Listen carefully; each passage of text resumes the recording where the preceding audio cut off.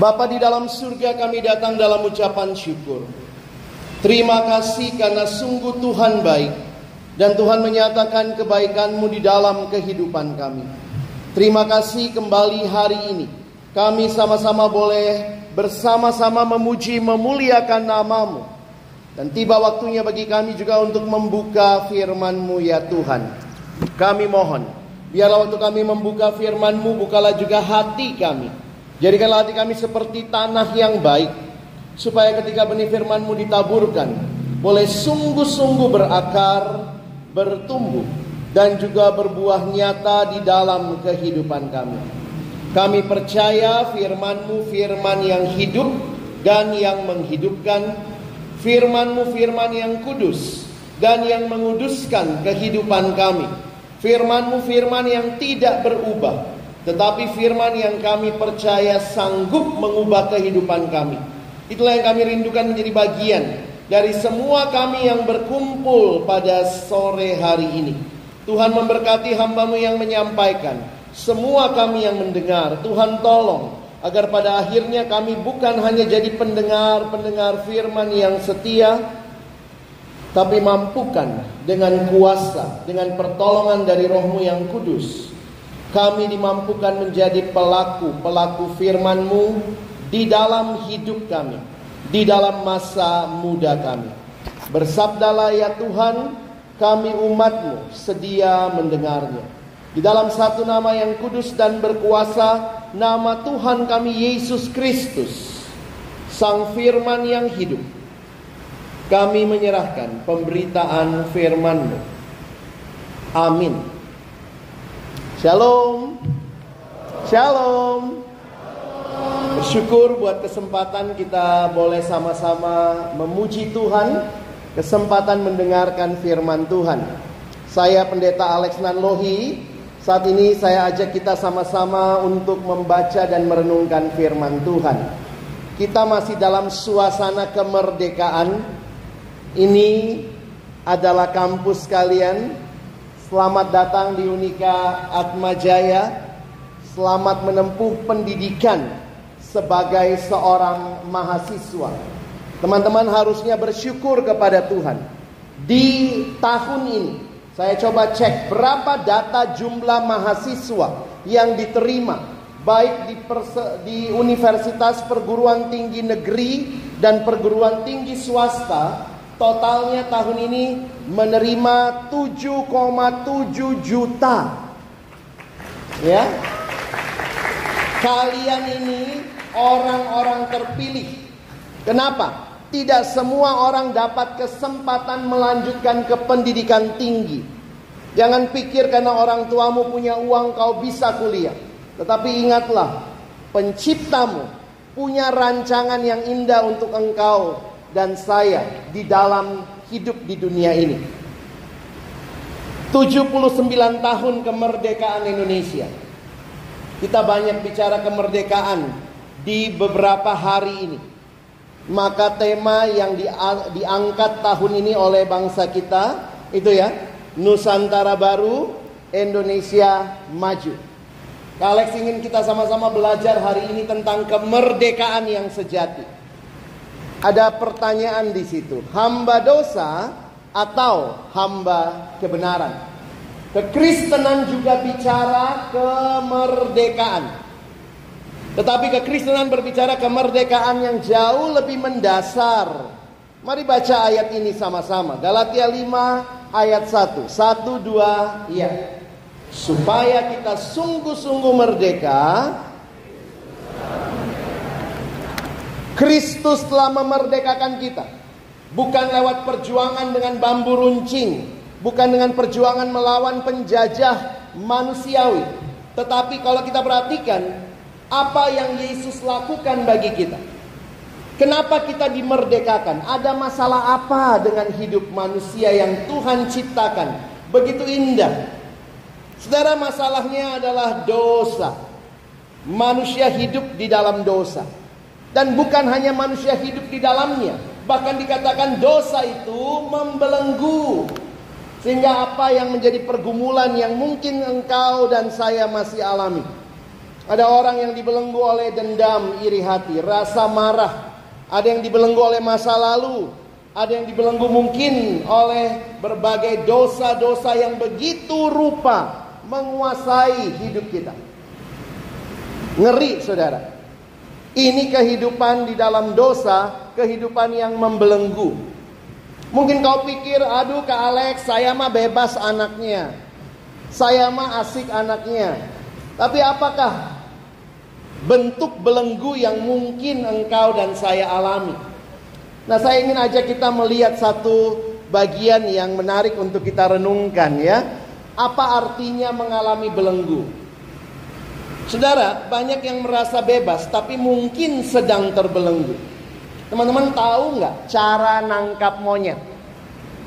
Ada yang tahu cara nangkap monyet? Pernah lihat monyet nggak? Jangan lihat sebelahnya ya. Ya, teman-teman, di India ada satu cara yang menarik. Jadi biasanya di India itu ada orang-orang yang membuat kotak. Ada kotak kecil, lalu kemudian dilubangi. Nah, kotak kecil yang dilubangi itu masuk tangannya monyet.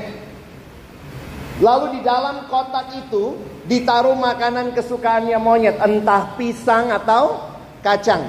Maka kalau sudah masuk tangannya si monyet, dia genggam pisang, dia genggam kacang, dia tarik keluar, nggak bisa, teman-teman.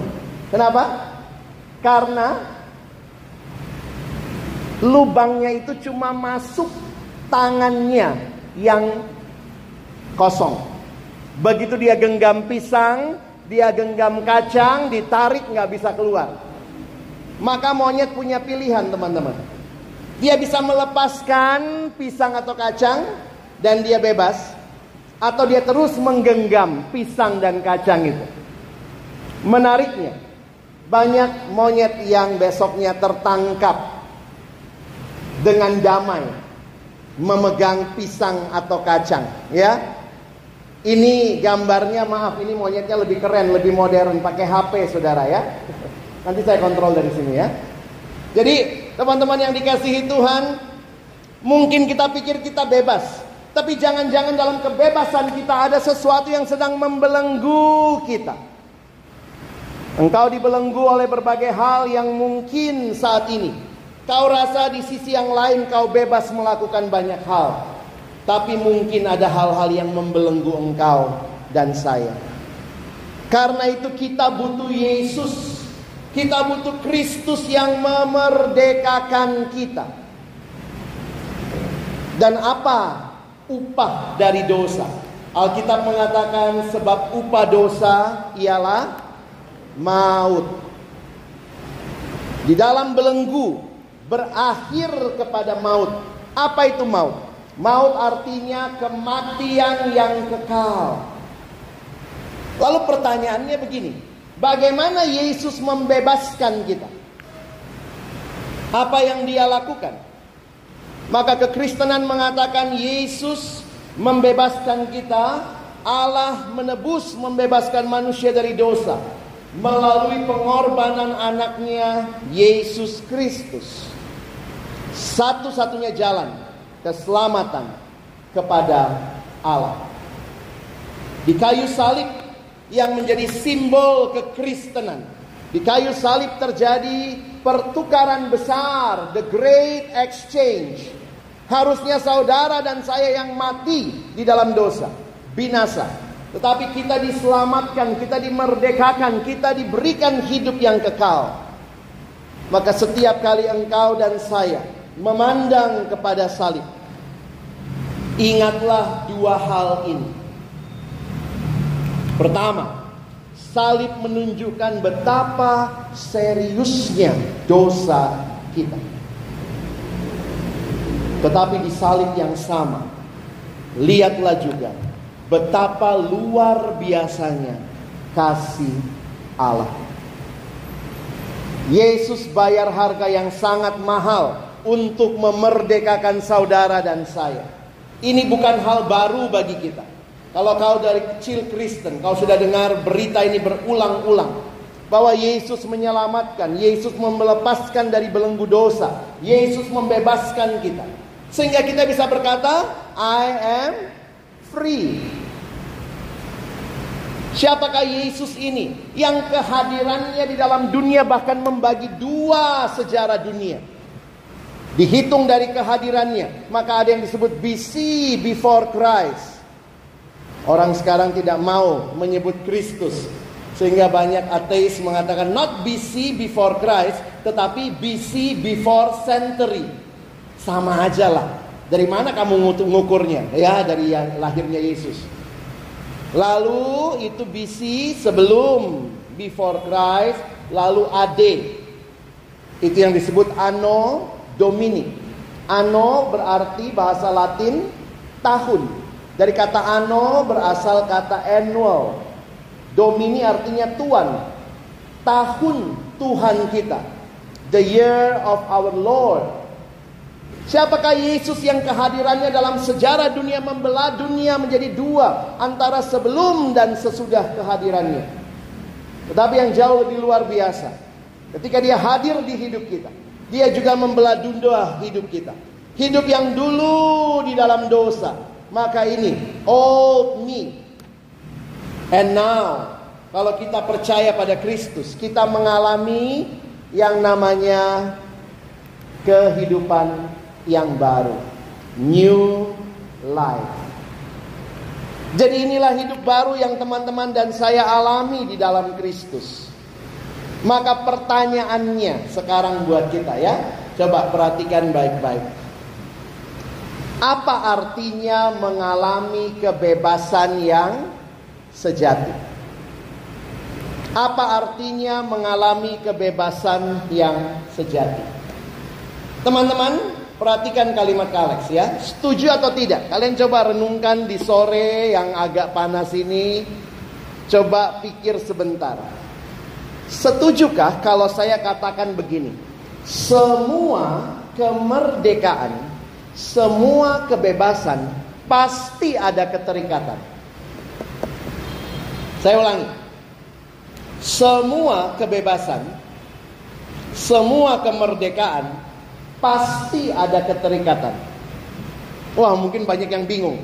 Masa sih Kak? Kalau dia bebas, ya nggak terikat. Kalau dia terikat, ya nggak bebas. Masa yang namanya bebas kok terikat? Terikat kok bebas? Izinkan saya memberikan ilustrasi berikut dari sebuah pengalaman nyata yang saya alami. Ya, teman-teman. Waktu dalam pelayanan kami ada seorang adik yang waktu itu dia kos di Jakarta. Dia melayani bersama dengan kami.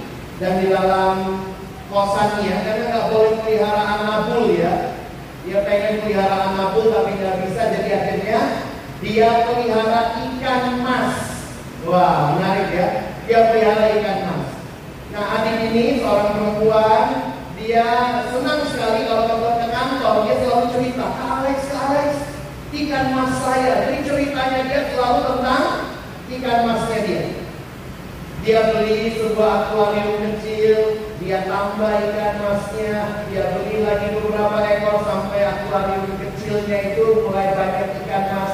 Tiap pagi datang, Alex, ikan mas saya. Alex, ikan mas saya. Sampai satu pagi, saya datang ke kantor. Lalu kemudian dia cerita begini. Alex, kenapa deh? Tahu nggak? Tadi malam ikan mas saya bunuh diri. Ya. Ternyata saudara, yang terjadi pagi-pagi dia menemukan ada 2 ekor ikan masnya yang lompat keluar dari dalam akuarium dan ditemukan mati tergeletak di atas karpet di kamarnya. Itu terjadi nampaknya waktu dia lagi tidur. Jadi kemudian kami coba membahas tentang hal itu ya. Agak sedikit bercanda, mungkin ini ikan yang tidak disetujui cintanya oleh orang tua. Lompat berdua begitu ya. Tapi kemudian kesimpulan kami berdua pagi ini, ikan mas itu bebasnya di mana teman-teman? Ikan mas itu bebasnya di dalam air. Maaf, ini ada gambarnya, ada kolam airnya ya. Ikan mas itu bebasnya di dalam air atau di luar air. Dalam air. Loh, airnya cuma dikit kok, cuma di akuarium kecil begini. Lebih luas di luar kan? Tapi perhatikan konsep ini. Semua kebebasan pasti ada keterikatan. Tidak ada kebebasan yang tanpa batas. Mungkin kalian pikir, mungkin ikan ini pikir, wah saya ikan reformasi, saya tidak butuh air. Maka waktu dia lompat keluar dari air, begitu dia lompat dia MVP saudara, mati pelan. Perhatikan kalimat ini. Kemerdekaan mutlak atau kemerdekaan tanpa batas itu adalah sebuah pemikiran yang salah. Teman-teman sekarang bebas, tapi kita terikat pada oksigen, benar? Ada yang nggak pakai oksigen di sini? Ada yang bilang, oh saya nggak pakai pak, saya CO2, gitu? Enggak. Semua kita yang hidup, kita bebas dalam sebuah keterikatan. Menarik untuk memperhatikan konsep ini, karena ini juga konsep yang dinyatakan di dalam Alkitab. Coba Kak Alex ajak kita lihat Roma 6 ayat 17 dan 18. Lalu nanti ayat 22. Saya sudah tuliskan ayatnya di atas, mari baca sama-sama ya. 1, 2, iya. Tetapi syukur kepada Allah, dahulu memang kamu hamba dosa, tetapi sekarang kamu dengan segenap hati telah mentaati pelajaran yang telah diteruskan kepadamu. Kamu telah dimerdekakan dari dosa dan menjadi, perhatikan, ternyata kita dibebaskan dari dosa. Karena tadinya kita diperhamba oleh dosa. Tapi menariknya, waktu kita dibebaskan dari dosa, kamu telah dimerdekakan dari dosa, sekarang kita jadi hamba lagi. Tetapi sekarang namanya hamba kebenaran. Waktu saya lanjutkan ayat ini, wow, kalau anak sekarang baca, saya dimerdekakan dari dosa, lalu kemudian jadi hamba lagi. Bukankah ini from slavery into another slavery? Dari hamba dosa, harusnya jadi tuan dong sekarang. Oh ternyata tidak. Hamba lagi, hamba kebenaran. Tahukah teman-temanku, Tuhan bebaskan engkau dan saya supaya merdeka, bukan untuk menjadi tuan atas diri kita, no, tetapi untuk menjadi hamba Allah. Wah, saya waktu mendengar ini ya, saya pikir ini kalau saya khotbahnya begini di anak sekarang, gila Kak, dari hamba jadi hamba lagi, kena mental gua, gitu ya. Enak gak ikut Tuhan? Dari hamba jadi hamba lagi. Dan ini bukan cuma di dalam ayat ini. Perhatikan ayat 22. Mari kita baca dengan lantang. 1, 2, iya.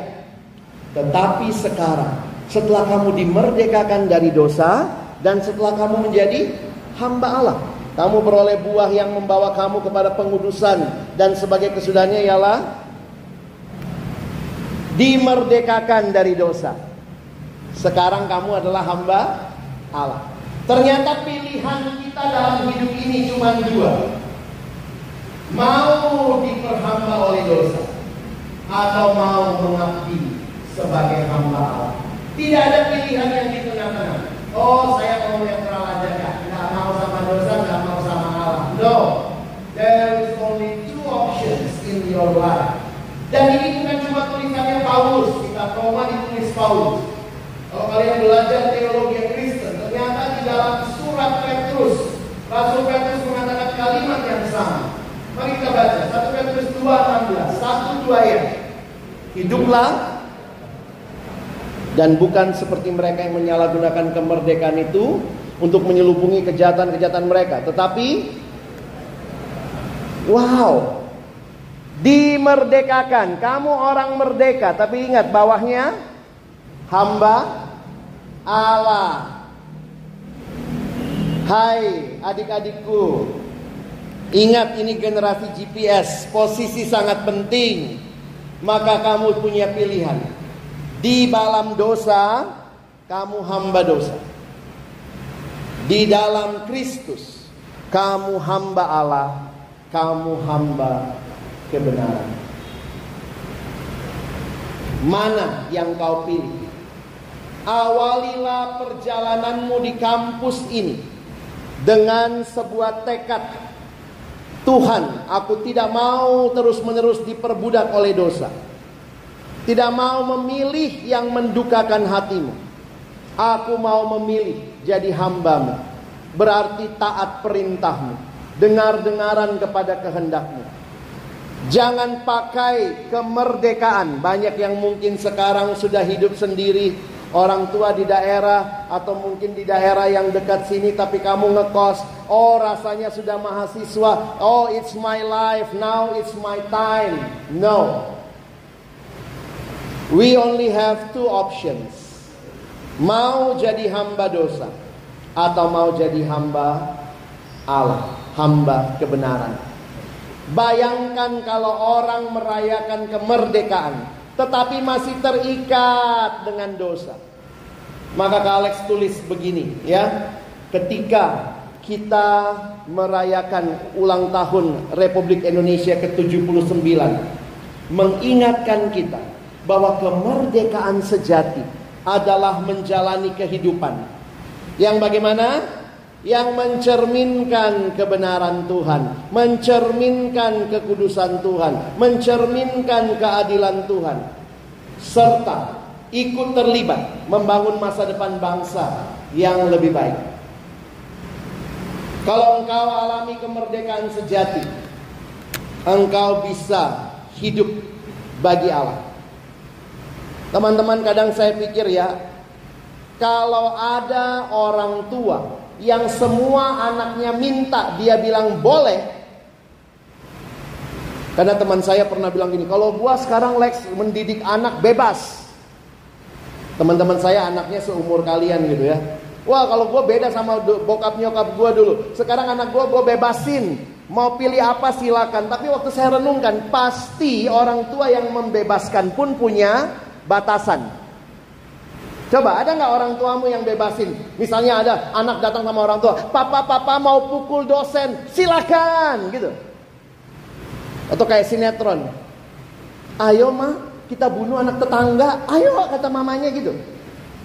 Orang tua yang bebas pasti punya standar.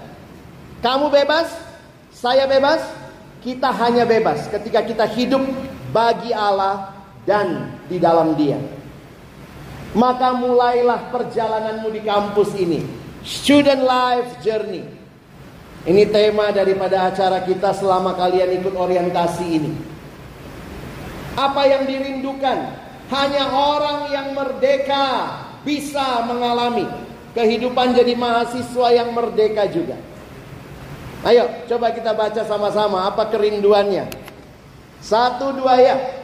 Membangun mahasiswa yang berkarakter kuat. 1, 2 ya. Mahasiswa sebagai hamba kebenaran dipanggil untuk menunjukkan karakter yang kuat, integritas, kejujuran, etika dalam segala tindakan mereka. Ini penting dalam membangun fondasi kehidupan yang kokoh, yang akan mempengaruhi bagaimana di kemudian hari berkontribusi pada masyarakat dan bangsa. Bayangkan kalau kau tidak punya karakter yang kuat. Ini generasi yang katanya cuman mau empang, enak dan gampang. Tapi saya tetap percaya orang-orang yang kenal Tuhan, anak-anak Tuhan yang punya kebenaran akan punya karakter. Amin. Dan karakter itu dibentuk teman-teman. Apalagi yang kita rindukan? Ini kampus Semanggi. Ini kampus FK. Yuk kita baca sama-sama. 1, 2 ya. Membangun mahasiswa yang berbudaya dan inovatif bagi kemajuan Indonesia. 1, 2 ya. Sebagai hamba kebenaran, mahasiswa diajak untuk mengenal dan menghargai budaya sendiri, sekaligus membuka diri terhadap inovasi dan perkembangan yang dapat memajukan bangsa. Kalau Tuhan panggil kita di bangsa ini tidak kebetulan. Ada rencana yang indah. Saya tuliskan lagi, ini berarti mengintegrasikan nilai-nilai kebenaran dalam upaya untuk menciptakan solusi kreatif, inovatif bagi masalah yang dihadapi Indonesia. Pertanyaannya, setelah kalian lulus jadi sarjana nanti, kalian hanya akan menambah masalah Indonesia, atau kalian sungguh-sungguh belajar dengan baik sehingga kamu punya mimpi, Tuhan, saya hamba kebenaran. Saya bukan cuma mahasiswa Atmajaya, saya anakmu Tuhan, saya hamba kebenaran. Jadikan saya bukan masalah bagi bangsa ini. Saya mau jadi bagian dari solusi bangsa ini. Solusi dalam bidang hukum, solusi dalam bidang ekonomi, solusi dalam bidang teknologi, solusi dalam bidang pendidikan, solusi dalam berbagai bidang di bangsa kita. Kiranya dari kampus ini lahir orang-orang yang punya karakter, punya hati, karena kau mulai perjalananmu sebagai hamba kebenaran. Ini doa saya. Kiranya teman-temanku, adik-adikku, para mahasiswa sebagai hamba kebenaran, kalian akan berperan aktif dalam memajukan Indonesia. Hal ini mencakup kontribusi dalam berbagai bidang kehidupan di bangsa ini. Silakan taruh bidangmu di situ. Kesehatan saya lupa tulis gitu ya. Pendidikan, teknologi, sosial, budaya, semua silakan taruh. Tapi dengan dasar karakter yang dibentuk oleh kebenaran dan nilai-nilai Kristiani. Kiranya Tuhan menolong adik-adikku sekalian memulai perjalananmu, student life journey di kampus ini dengan ingat statusmu bukan hamba dosa, tapi hamba kebenaran. Kalex tutup dengan sebuah cerita dari tahun 1850-an. Kiranya lewat cerita ini kamu mengerti hamba dosa dan hamba kebenaran, dan kamu bisa memilih apa yang Tuhan mau. Ada sebuah kisah tentang pelelangan budak di dekade 1850-an. Pada masa itu masih lazim terjadi perdagangan budak yang tidak berperi kemanusiaan. Satu hari terjadilah pelelangan budak. Pada waktu itu ada seorang lelaki berjalan keliling di pasar ketika dia melihat sejumlah lelaki kaya menawar seorang budak cantik. Tawaran mereka terus naik hingga nilainya jauh melebihi harga normal budak saat itu. Dan setiap laki-laki yang menawar itu menatap si gadis dengan pandangan rakus. Lelaki yang menonton itu pun tidak tahan lagi ketika ia mendengar perkataan mereka dan apa yang akan mereka lakukan terhadap gadis budak malang itu. Akhirnya ia tidak bisa tinggal diam. Apa yang dia lakukan, teman-teman? Lelaki itu pun akhirnya angkat bicara dengan mengajukan penawaran. Jumlahnya 2 kali lipat dari tawaran terakhir. Padahal terakhir tadi aja udah lebih dari harga normal budak. Lelang pun langsung ditutup dan si gadis diserahkan kepadanya. Tetapi dengan rasa benci memenuhi sorot mata gadis itu. Mungkin dia pikir lepas dari yang ini, masuk ke yang sana. Lalu terjadilah kemudian lelaki itu membawa si gadis ke sebuah kantor pengacara, ya, di seberang jalan. Setelah berbicara sebentar, lelaki itu menoleh kepada si gadis dan menyerahkan beberapa lembar dokumen kepadanya. Ini dokumen kebebasanmu. Kamu sudah bebas. Langsunglah kebencian pada wajah si gadis itu berganti. Dia kaget. Lalu dia berkata, Anda membeli saya untuk membebaskan saya? Ya, jawab si lelaki. Kamu sudah bebas. Maka pada waktu itu si gadis langsung bersujud. Dan si gadis menangis di bawah kaki lelaki itu. Dan dia berkata, Tuan, Anda membeli saya untuk membebaskan saya. Sekarang yang saya inginkan dalam hidup ini hanyalah menjadi milik Tuhan. Teman-teman dan saya, Tuanmu yang baru, Tuhan yang membayar harga yang mahal untuk kebebasan. Kalau dari hamba dosa jadi hamba kebenaran, kamu tidak kena mental, adik-adikku. Karena Tuhan, Dia bayar harga yang sangat mahal untuk hidup. Maka ini pertanyaan terakhir bagi kita sekalian. Apakah saudara bersedia memberikan seluruh hidupmu kepada Yesus yang juga telah memberikan seluruh hidupnya untuk membebaskan saudara dari belenggu dosa?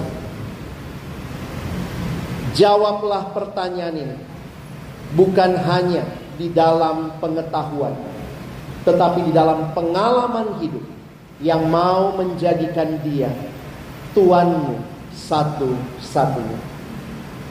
Tuhan menolong kita bukan cuma jadi pendengar firman, tapi jadi pelaku firman. Amin. Mari tunduk kepala, kita berdoa di hadapan Tuhan.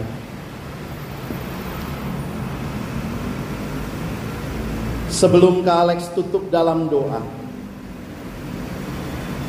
adakah adik-adikku yang sore hari ini berkata kepada Tuhan, Tuhan, di sini saya tidak mau lebih lama jadi hamba dosa. Tuhan, saya buka hatiku. Saya buka hatiku menerima Engkau sebagai satu-satunya Tuhan dan Juru Selamat dalam hidupku. Tuhan, pulihkan aku. Aku mau jadi hamba-Mu. Aku mau jadi hamba kebenaran. Aku mau hidup hanya bagi-Mu. Jika ada adik-adikku dalam kesempatan yang singkat ini, kamu mau buka hatimu, terima Yesus sebagai satu-satunya Tuhan dan Juru Selamat yang mampu dan sanggup membebaskan engkau dari dosa. Kak Alex mau doakan keputusanmu. Jika ada yang mau ambil kesempatan ini untuk buka hati terima Yesus, pada waktu semua tunduk kepala, tidak usah lihat ke kiri dan ke kanan. Kamu tidak bisa ambil keputusan untuk temanmu, tapi kau bisa ambil keputusan untuk dirimu sendiri. Maka pada waktu kita tenang di hadapan Tuhan, adakah yang mau buka hati, terima Yesus dalam hidupnya, dibebaskan dari dosa dan hidup jadi hamba Allah yang melakukan kehendak Allah? Kalau ada, angkat tanganmu sebentar. Kak Alex mau doakan keputusanmu. Apakah ada? Puji Tuhan. Puji Tuhan. Ada lagi? Puji Tuhan. Puji Tuhan. Tangan diturunkan. Jika masih ada yang Tuhan gerakkan, Tuhan, saya juga mau. Saya tidak mau hidup jadi hamba dosa. Saya mau jadi hamba kebenaran. Maka pada waktu engkau tunduk kepala, tidak usah lihat kiri kanan. Ini keputusan pribadi. Ada lagi? Angkat tanganmu sebentar. Saya mau doakan keputusanmu. Puji Tuhan, masih ada. Puji Tuhan. Puji Tuhan. Puji Tuhan. Tuhan mengasihi saudara. Ada lagi? Puji Tuhan. Yang sudah angkat tangan langsung diturunkan. Ada lagi? Kalau Tuhan gerakkan hatimu, puji Tuhan, langsung diturunkan. Ada lagi? Puji Tuhan. Mari kita tunduk kepala, kita berdoa bersama-sama. Tuhan, Kau melihat setiap hati yang terbuka di hadapan-Mu. Kemerdekaan itu kami alami bukan hanya karena kami hidup di bangsa yang sudah merdeka, tetapi kami alami karena kami menerima Engkau di dalam hidup kami. Allah yang memberikan keselamatan kekal di dalam Kristus bagi kami. Tuhan, Engkau melihat tangan-tangan yang terangkat, hati yang terbuka di hadapan-Mu. Kiranya Tuhan teguhkan adik-adikku yang mengambil keputusan untuk terima Yesus hari ini. Kiranya perjalanan hidup mereka, khususnya di kampus ini, menjadi perjalanan di mana mereka menikmati anugerah Allah melalui kehadiran PMK di kampus ini. Kami terus bertumbuh di dalam Tuhan, terus hidup hanya bagi Tuhan, dan kiranya kami boleh hidup memuliakan Engkau seumur hidup kami. Terima kasih, kami bersyukur untuk firman-Mu. Tolong kami bukan cuma jadi pendengar, tapi jadi pelaku firman-Mu. Dalam nama Tuhan Yesus kami sudah berdoa, kami bersyukur. Amin.